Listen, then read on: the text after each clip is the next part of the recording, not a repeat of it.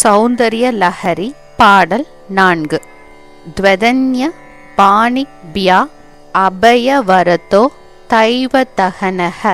த்வதன்ய பாணிப்யா அபயவரதோ தைவதஹனஹ.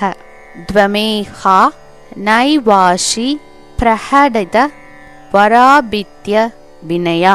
பயாத்ராதும் தாதும் பலமபிச வாஞ்சா சமதிஹம். பயாத்ராதும் தாதும் பலமபிச வாஞ்சா சமதிஹம்.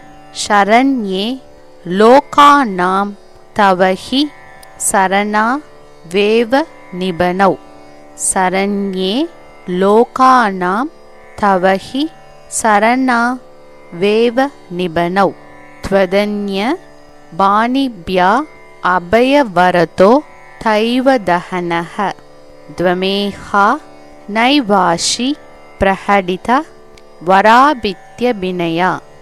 பயாத்ராதும் தாதும் பலமபிச வாஞ்சா சமதிஹம். ஷரண்யே லோகானாம் தவஹி சரணா வேவ நிபனௌ.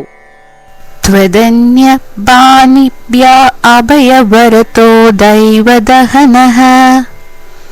த்வமேஹா நைவாஷி பிரஹடித வராபீத்ய வினயா.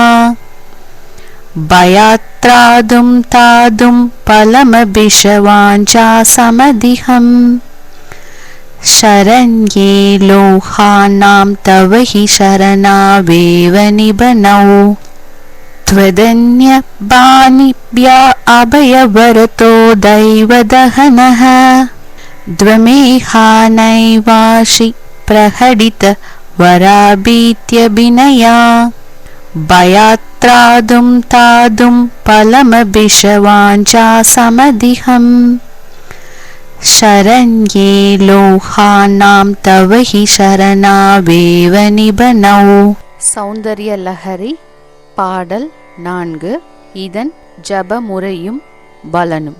இந்த ஸ்லோகத்தை தினமும் காலையில் ஜபிக்கும்போது 36 நாட்கள் ஜபிக்கும்போது 3000 தடவை ஜபிக்கும் பொழுது எல்லாவிதமான நோய்களும் மற்றும் பயங்களும் நீங்கும் என்பது ஆதிசங்கரரின் கூற்று. இதை பாராயணம் செய்யும் பொழுது அம்மைக்கு எலுமிச்சை பழம் சாதம் நெய்வேத்தனம் செய்வது சிறப்பு.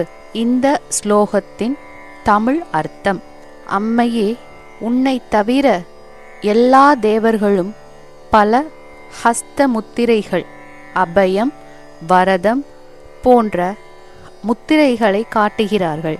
நீ மட்டும்தான் அந்த அபிநயங்களை செய்யாமல் இருக்கின்றாய். ஏனென்றால் உன்னுடைய திருவடிகளே பயத்தில் இருந்து காக்கின்றன.